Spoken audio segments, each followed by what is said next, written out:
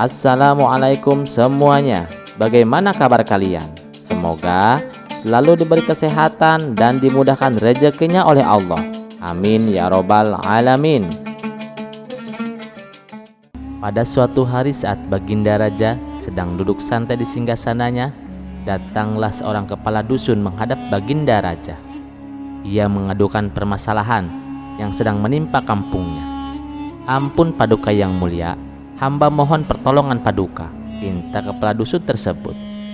Memangnya apa yang menimpa kampungmu? Tanya Baginda Raja.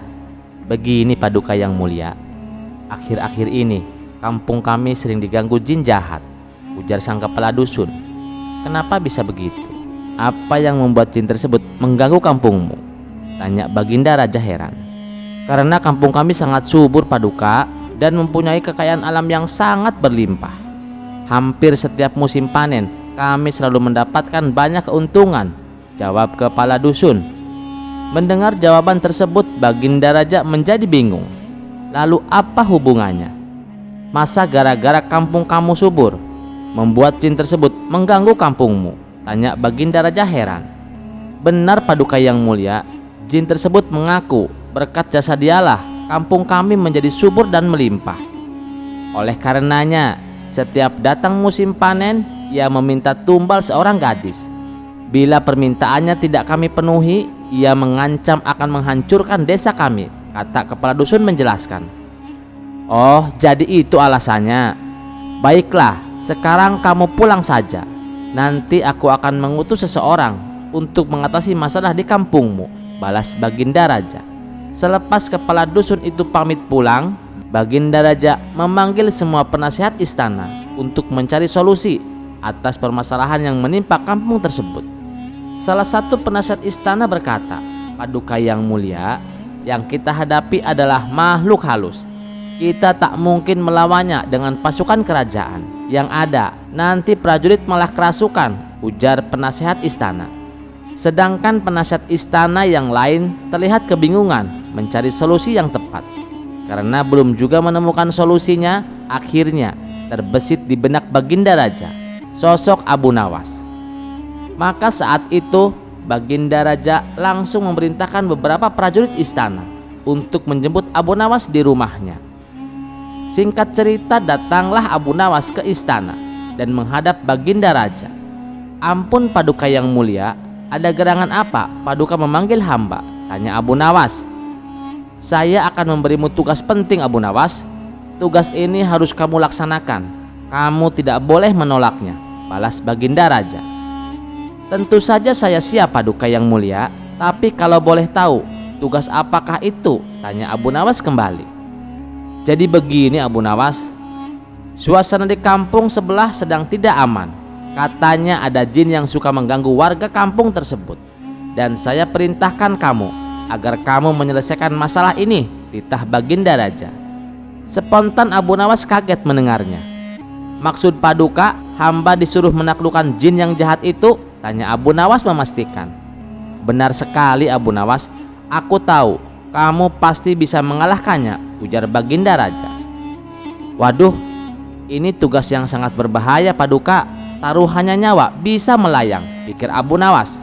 Raut muka ketakutan dan gemeteran mulai terlihat pada diri Abu Nawas. Ampun Paduka yang mulia, apa Paduka tidak salah orang? Saya kira Paduka keliru kalau sampai menunjuk saya, sebab saya ini bukan orang sakti, jawab Abu Nawas mencoba berkilah. Wahai Abu Nawas, aku tahu kamu memang bukan orang hebat, bukan pula orang sakti, tapi dengan akal kecerdikanmu, aku yakin kamu bisa mengalahkan jin jahat itu, ucap Baginda Raja. Dengan berat hati, terpaksa Abu Nawas menerima tugas tersebut, karena apabila ia menolaknya, ia bisa dihukum berat oleh Baginda Raja. Pada keesokan harinya berangkatlah Abu Nawas menuju kampung yang dimaksud. Setibanya di sana, ia langsung menemui kepala dusun. Apakah Anda utusan Baginda Raja? Tanya kepala dusun. Iya benar, saya kesini diutus Baginda Raja, jawab Abu Nawas. Kepala dusun itu lalu menceritakan semuanya tentang sosok jin yang sering mengganggu kampungnya, termasuk meminta tumbal seorang gadis saat musim panen tiba. Setelah mendengar secara seksama, Abu Nawas lalu bertanya, apakah di antara warga ada yang pernah melihat wujud jin tersebut? Sang kepala dusun pun menjawab, saya kira hampir semua dari warga kami pernah melihatnya. Saya sendiri juga pernah melihatnya. Abu Nawas kemudian kembali bertanya, lalu bagaimana wujudnya? Tubuhnya tinggi dan rambutnya dikuncir di antara kepalanya yang botak. Seketika Abu Nawas langsung mengetahui kalau jin yang dimaksud adalah jin Ifrit. Sepertinya aku harus mencari cara supaya bisa mengalahkannya, pikir Abu Nawas. Setelah berpikir agak lama, muncullah ide cemerlang di otaknya. Bagaimana Tuan? Apakah Tuan sanggup menghadapinya? Tanya kepala dusun kepada Abu Nawas. Tenang saja, jin Ifrit itu pasti akan bertekuk lutut di hadapanku. Pada dasarnya, dia hanya menggeretak saja. Pasti ada wanita yang sedang dia sukai. Begini saja, saya akan menulis surat tantangan untuknya, dan saya minta tolong supaya suratku ini diberikan kepada jin Ifrit itu, perintah Abu Nawas kepada kepala dusun. Abu Nawas kemudian membuat surat tantangan dan memberikannya kepada kepala desa untuk disampaikan kepada jin Ifrit. Setelah surat tantangannya dari Abu Nawas diberikan kepada jin Ifrit, tak pelak jin Ifrit pun menjadi marah. Dia berjanji akan membunuh siapa saja yang berani menentangnya. Sambil menunggu waktu pertandingan, Abu Nawas membuat sandal yang sangat besar, tingginya saja sampai 40 meter. Ketika sandal tersebut selesai dibuat, Abu Nawas meletakkannya di tengah lapangan, di mana lapangan itu nantinya akan menjadi tempat untuk pertandingan antara Abu Nawas dan jin Ifrit. Setelah sebulan berlalu, tibalah saatnya. Waktu yang ditentukan tiba. Jin Ifrit yang sudah geram menahan emosi langsung menuju lapangan untuk menghancurkan orang yang menantangnya.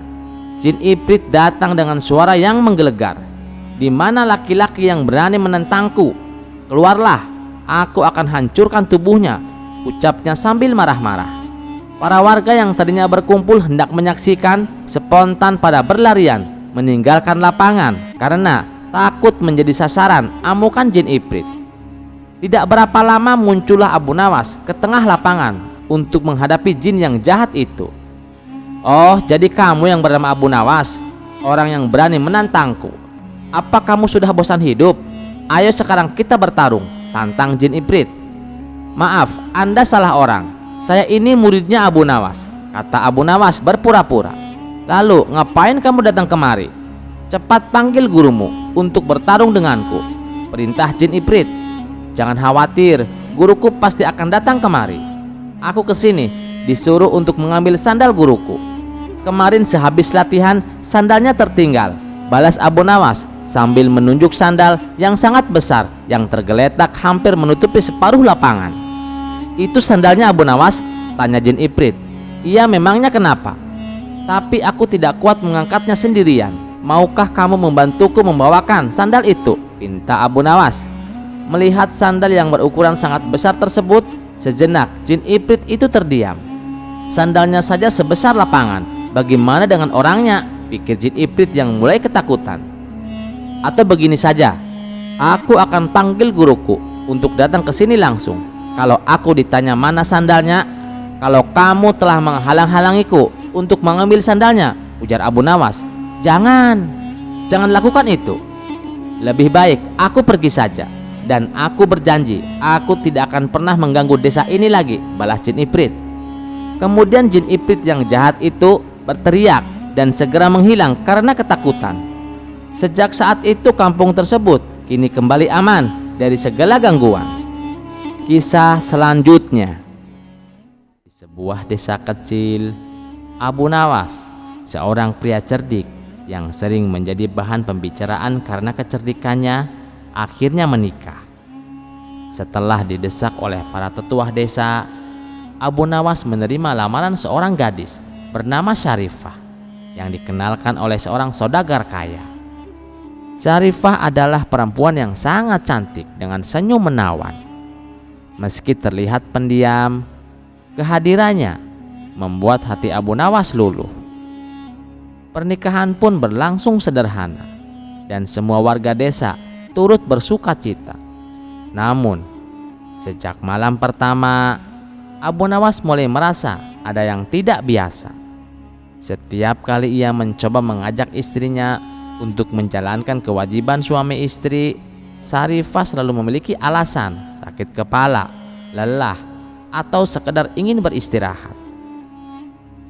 Ya, mungkin aku harus bersabar, pikir Abu Nawas sambil mengelus janggutnya. Namun, bukan hanya itu yang aneh. Abu Nawas sering melihat Sarifah duduk melamun di tepi sumur belakang rumah. Bahkan, pada malam-malam tertentu, ia mendengar suara tangisan halus dari kamar mereka. Keanehan semakin menjadi-jadi ketika beberapa warga desa melapor kepada Abu Nawas. "Tuan Abu, maafkan jika saya lancang. Tapi tadi malam saya melihat istri Tuan berjalan-jalan di hutan. Padahal ini sudah tengah malam," ujar seorang tetangga. Abu Nawas hanya tersenyum tipis. "Mungkin kau salah lihat. Tapi tenang saja, akan aku selidiki." Dalam hati, ia mulai curiga. Ada yang tidak beres. Tapi aku harus memastikan tanpa membuat istriku curiga. Setelah mendengar desas-desus dari para tetangga dan menyaksikan perilaku anak istrinya, Abu Nawas memutuskan untuk tidak langsung menuduh. Ia tahu bahwa jika ia gegabah, istrinya mungkin akan berbohong atau bahkan menghilang begitu saja. Sebagai langkah awal, Abu Nawas menyelipkan ayat suci Al-Quran di pintu rumah dan jendela tanpa memberitahu istrinya. Ia tahu bahwa jin seringkali merasa terganggu dengan ayat-ayat suci. Pada malam itu, istrinya terlihat gelisah dan tidak mau mendekat pintu atau jendela. Ia bahkan memilih untuk tidur di sudut ruangan. Ini sudah mulai mencurigakan, pikir Abu Nawas sambil pura-pura tertidur. Pada malam kedua, ia menyiapkan hidangan yang menggunakan bahan-bahan tertentu yang diketahui dapat mengusik jin seperti daun bidara. Ketika Sarifah mencium aroma makanan itu, wajahnya tiba-tiba berubah pucat. "Maaf Kakanda, aku sedang tidak lapar," katanya sambil buru-buru meninggalkan meja makan. Abu Nawas tersenyum kecil. "Ini bukti kedua," gumamnya. Pada malam ketiga, ia berpura-pura tertidur sambil mengintip dari balik selimut. Benar saja, menjelang tengah malam, Sarifah tiba-tiba bangun dan keluar dari rumah tanpa suara. Abu Nawas mengikutinya dengan hati-hati. Ia melihat Sarifah berjalan menuju hutan di belakang desa. Di sana, Sarifah berdiri di sebuah tempat terbuka dan mulai berbicara dengan seseorang yang tidak terlihat. "Ini dia buktinya," Abu Nawas bergumam dalam hati sambil tetap bersembunyi. Keesokan harinya, Abu Nawas memutuskan untuk berhadapan langsung dengan istrinya.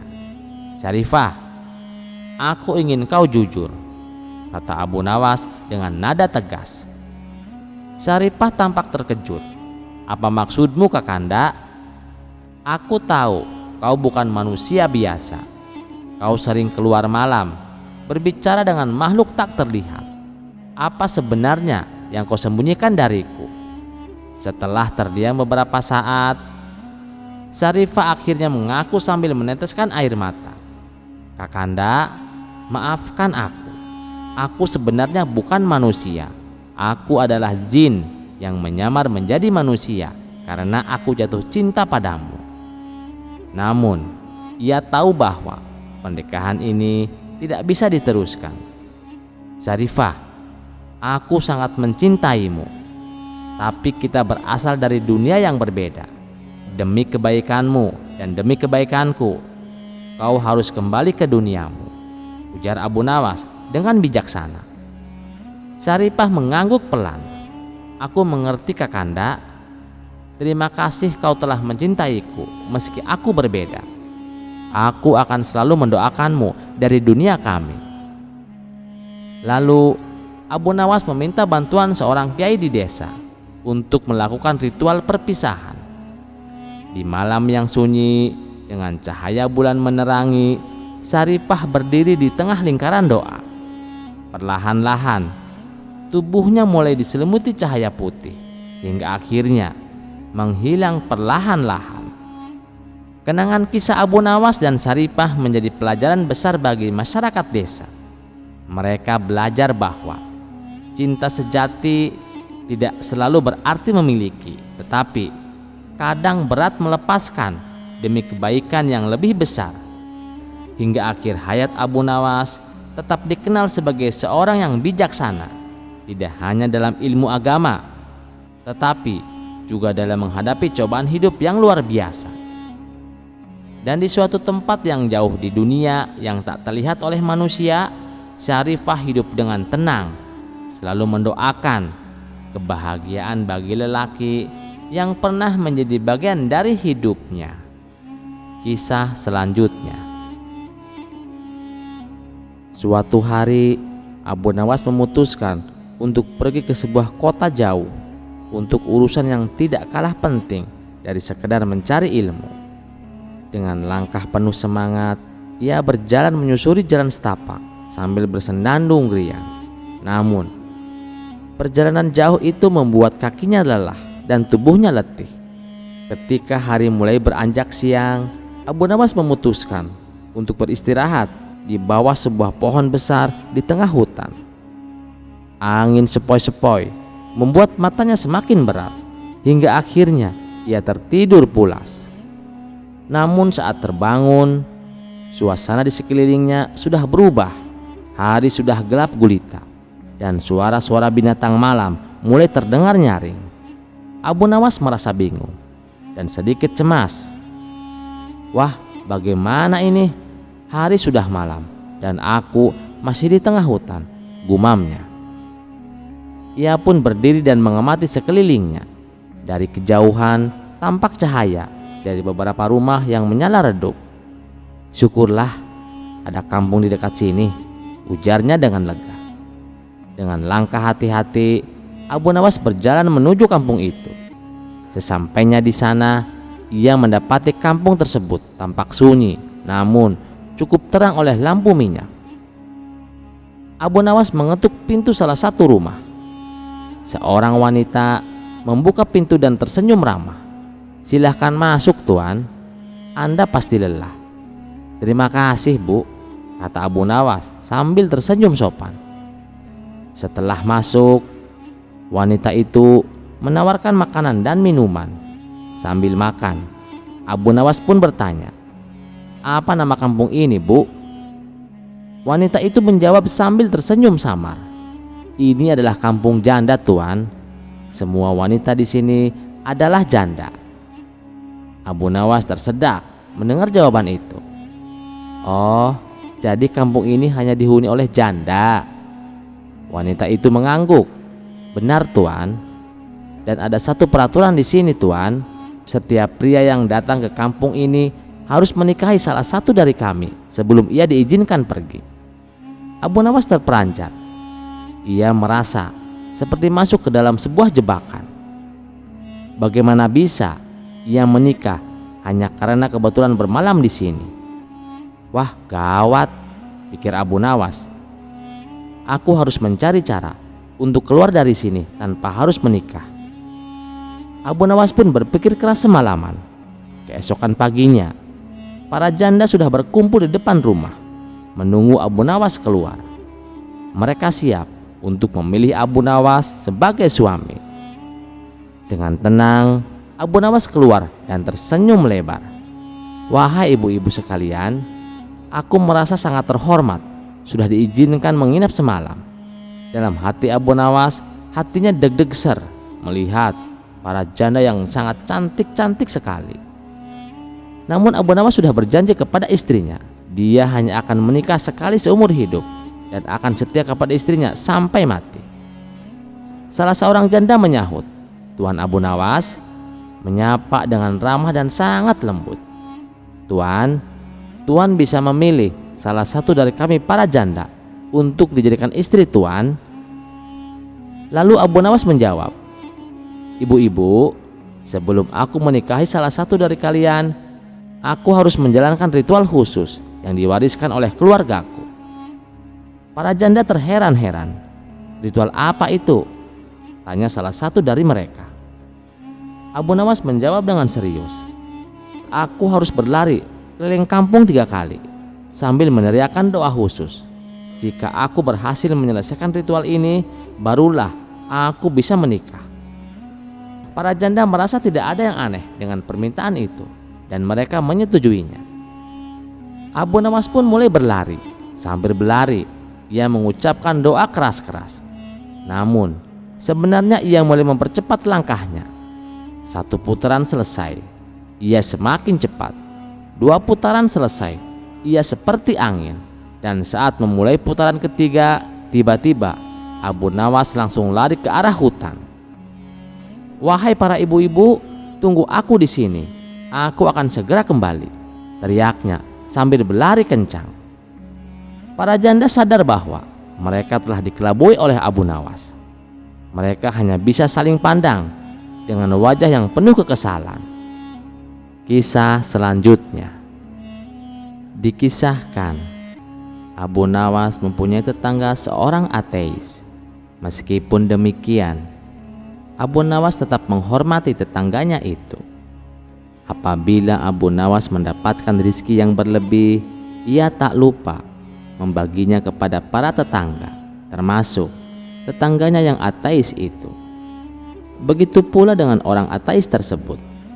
Apabila ia mendapatkan rizki yang banyak, ia juga membaginya kepada Abu Nawas. Keduanya hidup rukun dan saling menghormati, meskipun keyakinan mereka berbeda tentang Tuhan. Namun ada satu hal yang membuat tetangga ateis tidak suka dengan perilaku Abu Nawas. Setiap orang ateis ini berangkat kerja, Abu Nawas selalu berkata kepadanya, "Alhamdulillah," manakala dirinya melintas tepat di depan rumah Abu Nawas. Sebenarnya, ucapan tersebut bukanlah untuk mengolok-olok dirinya selaku ateis, karena Abu Nawas selalu mengatakan alhamdulillah kepada siapapun yang lewat di depan rumahnya. Dan memang sudah menjadi kebiasaan Abu Nawas seperti itu di setiap paginya. Lama-kelamaan tetangga ateis merasa risih dan terganggu dengan ucapan tersebut. Suatu pagi saat ia hendak berangkat kerja, ia mendapati Abu Nawas sedang duduk di depan rumah saat dirinya melintas tepat di depan rumahnya. Abu Nawas sambil tersenyum kepadanya. Abu Nawas mengatakan, "Alhamdulillah." Tetangga ateis tersebut sangat marah. Dia berkata, "Tidak ada Tuhan," teriaknya dengan mata melotot. Abu Nawas sontak terkejut melihat tetangganya yang tiba-tiba marah. "Hai kawan, kenapa kau begitu emosi? Memangnya apa salahku?" tanya Abu Nawas heran. "Aku tidak suka dengan ucapanmu. Jangan ucapkan kata-kata itu di depanku," bentak orang ateis tersebut. Karena tak ingin ribut dengan tetangganya, Abu Nawas memilih untuk mengalah. "Baiklah kawan, aku tidak akan mengulanginya," ucap Abu Nawas. Akibat kejadian itu, hubungan akrab mereka berdua menjadi renggang. Sebenarnya Abu Nawas sudah berusaha untuk tetap menjalin silaturahmi. Namun, sepertinya tetangga ateis tersebut justru malah menjauhinya. Pada suatu malam, Abu Nawas merasakan lapar yang amat sangat. Sedangkan dirinya tak punya uang sepeser pun untuk membeli makanan. Selepas sholat Isya, Abu Nawas berdoa, "Ya Allah, saya sedang mengalami masa sulit. Saya tidak punya uang dan tidak juga punya pekerjaan. Berikanlah hamba rizki ya Allah. Malam ini saya sangat lapar. Saya membutuhkan makanan," ucap Abu Nawas dalam doanya. Rupanya doa Abu Nawas ini didengar oleh tetangga yang ateis itu. Maka muncullah ide sial di benaknya. Aku akan mengerjain Abu Nawas, sekaligus membuktikan bahwa Tuhannya tidak bisa memberinya makan, pikir tetangga ateis tersebut. Kemudian tetangga ateis itu pergi ke warung untuk membeli beberapa potong roti. Roti tersebut lalu dimasukkan ke dalam kantong yang besar. Tak lupa juga ia menyelipkan kertas di dalamnya, di mana kertas itu terdapat tulisan yang berbunyi, "Ini bukan dari Tuhanmu, ini dari tetanggamu yang ateis." Sepulangnya dari warung, ia meletakkan kantong besar tersebut tepat di depan pintu rumah Abu Nawas. Tetangga ateis itu lalu mengetuk pintunya dan langsung bersembunyi di balik semak-semak. Ia penasaran, ingin tahu apa reaksi Abu Nawas ketika menerima hadiah darinya. Sementara Abu Nawas yang sedang khusyuk berdoa segera menghentikan doanya karena ia mendengar pintu rumahnya diketuk. Saat Abu Nawas membuka pintu, ia terkejut melihat ada kantong besar di depannya. Karena penasaran, ia segera membuka kantong tersebut. Setelah dibuka, ternyata isinya beberapa roti yang lezat. Abu Nawas langsung bersujud sebagai tanda rasa syukurnya. "Alhamdulillah ya Allah," ucap Abu Nawas setengah teriak. Namun tiba-tiba ia dikagetkan oleh secari kertas yang berada di antara tumpukan roti itu. Begitu ia mengambil dan membacanya, ternyata kertas itu bertuliskan, "Ini bukan dari Tuhanmu, ini dari tetanggamu yang ateis." Sejenak Abu Nawas terdiam. Dia pasti sedang mengawasiku dari suatu tempat. Dia mencoba menggoda keyakinanku, pikir Abu Nawas. Dengan suara lantang, Abu Nawas berteriak, "Terima kasih ya Allah, Engkau telah mengirimku makanan melalui setan. Dan setan pula yang membayar semua makanan ini." Tetangga ateis tersebut tentu saja menjadi kecewa. Ia tak menyangka disebut setan oleh Abu Nawas. "Dasar kurang ajar, bukannya berterima kasih padaku, tapi justru berterima kasih kepada Tuhannya. Malah aku disebutnya sebagai setan," gerutuknya dalam hati. Kisah selanjutnya. Suatu hari Abu Nawas memutuskan untuk berkunjung ke sebuah desa yang terkenal akan kecantikan para jandanya.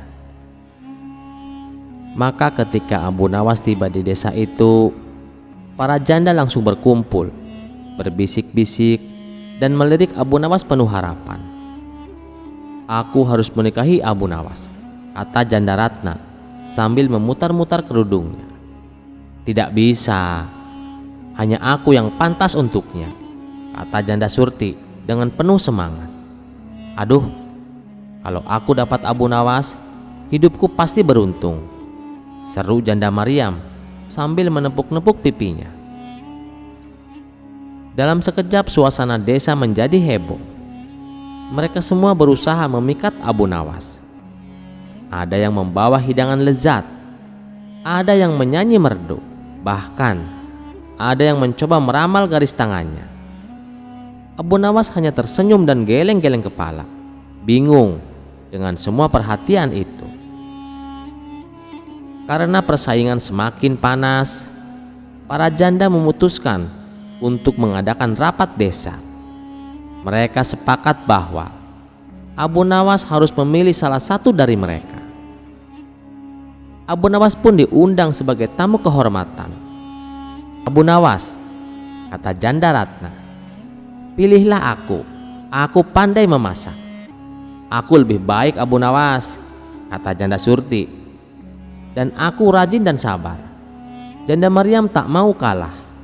"Kalau aku Abu Nawas, aku bisa bercerita dan membuatmu tertawa sepanjang hari." Abu Nawas berpikir keras. Ia menatap semua janda yang penuh harap. Jika ia memilih satu, yang lainnya pasti kecewa. Jika ia menolak semua, ia bisa-bisa jadi musuh bersama. Maka seperti biasa, Abu Nawas pun mendapatkan ide cemerlang. Abu Nawas berdiri menarik napas panjang dan berkata, "Wahai janda-janda yang baik hati, kalian semuanya istimewa. Tapi aku punya syarat khusus untuk memilih istri. Apapun syaratnya, kami siap," seru mereka serempak. Abu Nawas tersenyum licik, kemudian berkata, "Siapa di antara kalian yang bisa memasukkan benang ke dalam jarum? sambil menutup mata dan menari seperti bebek. Para janda terdiam, lalu mulai saling melirik sambil menahan tawa. "Aku coba dulu," kata Janda Ratna.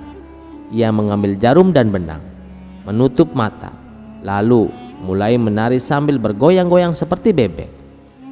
Tapi tak lama kemudian ia tersandung kursi dan hampir jatuh. "Aku juga bisa," seru Janda Surti. Ia mencoba hal yang sama, tapi benangnya malah menyangkut di rambutnya sendiri. Janda Maryam tak mau kalah. Ia menutup mata, mulai menari, dan bukannya memasukkan benang ke dalam jarum, malah menusuk jari sendiri. "Aduh, jarum ini lebih jahat dari mantan suamiku." Semua orang tertawa terpingkal-pingkal, termasuk Abu Nawas. Setelah tawa reda, Abu Nawas berkata sambil mengusap air mata, "Wah, kalian semuanya memang hebat. Tapi sepertinya lebih baik aku jadi teman kalian saja. Lagi pula, kalau jadi suami kalian, aku pasti harus belajar menari bebek setiap hari." Para janda akhirnya tertawa dan setuju.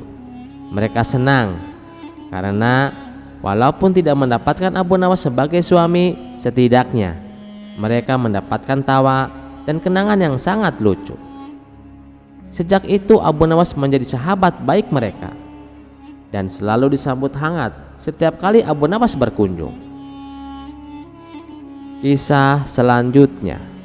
Suatu malam di sebuah desa kecil, Abu Nawas sedang menikmati hidangan malamnya di rumah sederhana miliknya.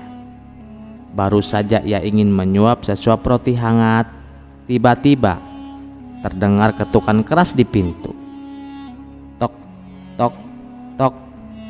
Abu Nawas memandang pintu dengan curiga.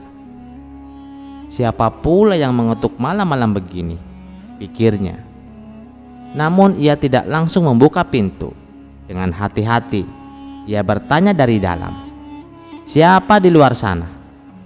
Suara serak dari luar menjawab, "Aku hanya ingin menyampaikan undangan pernikahan dari Tuan Abdul Karim." Abu Nawas mendengar langkah kaki menjauh, lalu sunyi kembali. Ketika ia membuka pintu, tidak ada siapa-siapa. Yang ada hanya secarik undangan tergeletak di depan pintu. Undangan itu bertuliskan, "Pernikahan besar Tuan Abdul Karim di Lembah Gurun Gersang, malam ini juga, malam 1 Muharram." Pesta pernikahan di tengah gurun? Wah, pasti hidangannya banyak, ujar Abu Nawas sambil mengusap perutnya yang mulai keroncongan. Karena Abu Nawas penasaran, Abu Nawas pun mengajak sahabatnya untuk datang ke pernikahan besar Tuan Abdul Karim. Mereka pun berangkat sebelum maghrib agar tidak kemalaman. Setibanya di Lembah Gurun Gersang, mereka disambut anak muda berwajah pucat yang mengaku tetangganya Tuan Abdul Karim. Ia mengantar Abu Nawas dan sahabatnya ke lokasi pernikahan. Suasana pesta tampak meriah tapi aneh. Cahaya obor berkelip-kelip seperti ingin padam, dan para tamu berpakaian serba hitam dengan wajah kaku. Namun hidangan di meja terlihat menggugah selera. Ada kebab harum, nasi kebuli, dan baklava berkilauan. Tanpa pikir panjang, Abu Nawas langsung menyantap makanan itu dengan lahap. Sementara itu, sahabatnya duduk diam tanpa menyentuh apapun. "Kenapa kau tidak makan? Ini lezat sekali," tanya Abu Nawas sambil mulutnya penuh makanan. "Aku merasa ada yang tidak beres, Abu Nawas. Orang-orang ini tidak berkedip sama sekali," sahut sahabatnya ketakutan. Namun Abu Nawas malah semakin semangat makan. Setelah puas makan, Abu Nawas bersiap pulang. Ia pun menyelipkan beberapa potong baklava dan kebab ke sakunya. Pengantin pria yang tinggi menjulang dan pucat menyelaminya dengan tangan dingin seperti es. Dalam perjalanan pulang, Abu Nawas merasa Waktu baru sekitar jam 9 malam. Namun, ketika sampai di desa, azan subuh berkumandang. Ia pun bingung. Sesampai di rumah, ia ingin memberikan baklava itu kepada ibunya. Namun, ketika ia mengeluarkan makanan dari sakunya, alangkah terkejutnya ia melihat gumpalan darah dan sampah busuk. Ya ampun! Abu Nawas memegangi perutnya yang mual-mual. Ia langsung berlari ke halaman dan muntah-muntah. Sahabatnya berkata, "Aku kan sudah bilang Abu Nawas, jangan membawa makanan itu. Itu adalah makanan jin. Dan pesta pernikahan itu juga adalah pesta pernikahan jin." Abu Nawas mengusap mulutnya dan menjawab sambil tersenyum licik, "Tenang saja, suatu saat aku akan balas mengundang mereka ke pestaku." "Untuk apa Abu Nawas?" tanya sahabatnya. Abu Nawas tertawa. "Biar mereka makan baklava yang kucelupkan ke kuah sandal dan nasi kebuli dari pasir betulan. Lihat saja nanti siapa yang lebih pintar mengerjai." Mereka berdua tertawa terbahak-bahak meskipun perut Abu Nawas masih terasa mual. Namun ia sudah menyusun rencana licik untuk membalas kaum jin. Sekian dulu perjumpaan kita kali ini. Sampai jumpa di kisah selanjutnya. Terima kasih yang sudah setia menonton channel ini. Wassalamualaikum warahmatullahi wabarakatuh.